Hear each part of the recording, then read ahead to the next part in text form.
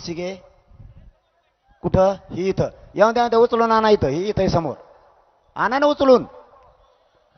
अरे उचलून आणा ही अँब्युलन्स इथं आहे. मग हात दिसतोय का इकडे या छत्रपती शिवरायांच्या पुतळ्याकडे या तिकडे सरळ येऊ दे त्या बाजूनं मीडियाच्या पाठीमागून घ्या तिथं ती अँब्युलन्स उभा आहे तिथं डॉक्टर पण आहेत घ्या उचलून. सगळे खाली बसले तर सगळ्याला हवा लागती हवा लागते सगळ्याला खाली बसल्यावर उभा राहिल्यामुळे हवा लागत नाही. हा न्या ए बाकीच्या बाजू सरकार पोरो उलशिक रस्ता करा त्यांना सगळे उठू नका. अँब्युलन्स मध्ये डॉक्टर पण आहेत जागेवर इलाज करते ते लगेच. आणि बाजूला न्यायचं असलं तरी न्या सरकारी रस्ता करा. जाऊ द्या न्या उचलून न्या रे चलून नका देऊ त्यांना.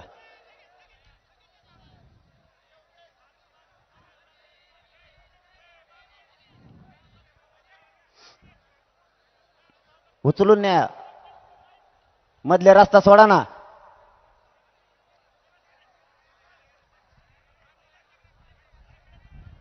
ठीक आहे हॉस्पिटलला जर न्यायचं असलं तर घेऊन जा डॉक्टरांना म्हणा. चला जाऊ द्या त्यांना रस्ता मोकळा करून द्या. जाऊ द्या जा घेऊन.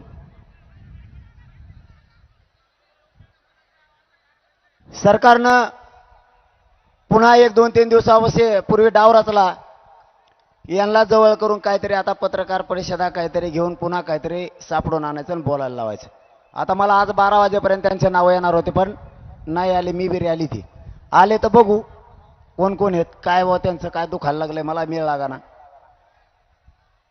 पण आता मात्र पत्रकार परिषद घेतल्यावर माहिती होऊन येत कोण आहेत ती. पण मात्र एक लक्षात ठेवा तुम्ही मराठा जातीचे आहेत ही विसरू नका. सरकारच्या बाजूने जाऊन जातीचं वाटोळं करू नका नाही तर तुम्हाला आता समाजाला सामोरं जावं लागणार आहे. आता आम्हाला सुद्धा पर्याय नाही. तुम्ही बार बार सरकारच्या सुपाऱ्या घेऊन मध्ये येणार. आम्हाला आमची जात सुधारायची. आमची सगळ्यांना विनंती आहे की आमचं आरक्षण हक्काचं द्या. काय व्हायचं ते होऊ द्या. मला पत्रकार बांधवांनी मोगा प्रश्न विचारला. एवढी आलोट गर्दी जमली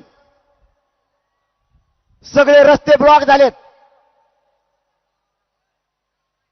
हे झालेले ब्लॉक रस्ते ही स्वतःच्या मुलाच्या न्यायासाठीची गर्दी आहे. प्रत्येकाला वाटतं माझ्या लेकराला न्याय मिळाला पाहिजे. आज या बीड जिल्ह्याच्या साक्षीने सांगतो